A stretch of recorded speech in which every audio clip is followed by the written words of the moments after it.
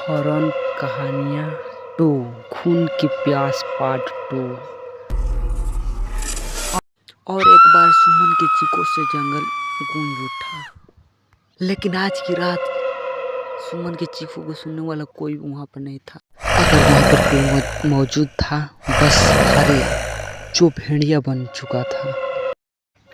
सुमन के बालों को पकड़कर जंगल के बीचों बीच एक जगह ले जा रहा था। अगली सुबह गांव में।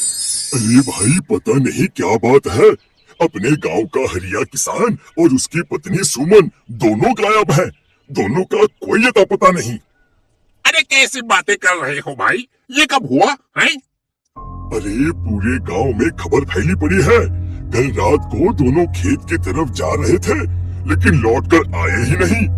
तो हो सकता है अपने खेत पर होंगे। पूरा गांव ढूंढ कर आया है भाई। जानते हो क्या मिला वहाँ पर? क्या हुआ भाई? क्या मिला? बताओ हमें, क्या मिला? अरे हरिया की पत्नी सुमन के कपड़े पड़े हुए थे। शरीर का एक एक कपड़ा फटा हुआ झोपड़ी के बाहर पड़ा था, लेकिन दोनों पति पत्नी का कोई पता ठिकाना नहीं था।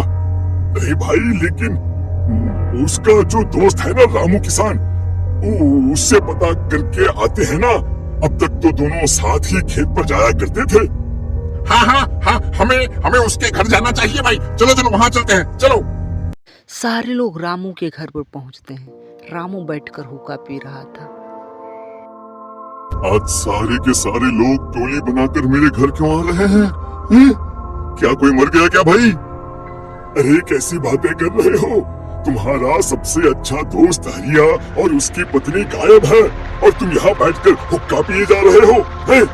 रामू ने अजीब सी नजरों से गांव वालों की तरफ देखा। एक बार के लिए तो गांव वाले डर ही गए।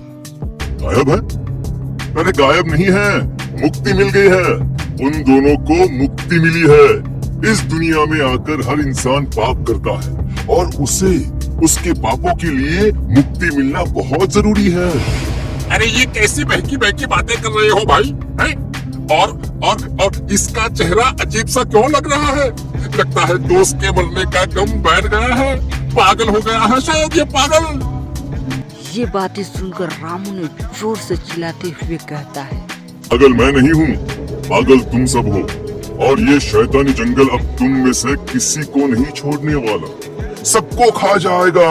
याद रखना मेरी बात। शैतानी जंगल? कैसा शैतानी जंगल? लगता है रामू पागल हो चुका है। हमें यहाँ से चलना चाहिए भाई। चलो। तभी रामू की पत्नी बाहर आती है। नहीं, आप लोग इनकी बात का बुरा मत मानिए। 2 दिन पहले हरिया के साथ खेत पर गए थे।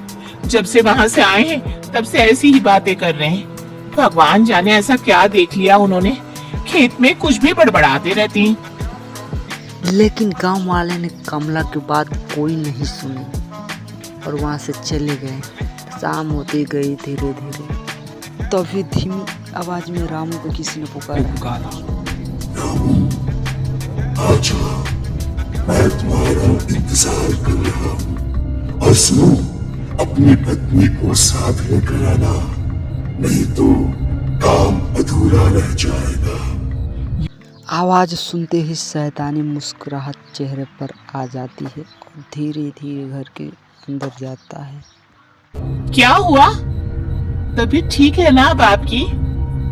मैं तुझे अपने साथ खेत पर ले जाने आया हूँ, चल। मैं तुम्हारे साथ कहीं नहीं जाने वाली। मुन्ना गहरी नींद में सो रहा है, और उसे अकेला छोड़कर मैं तुम्हारे साथ खेत पर नहीं आ सकती।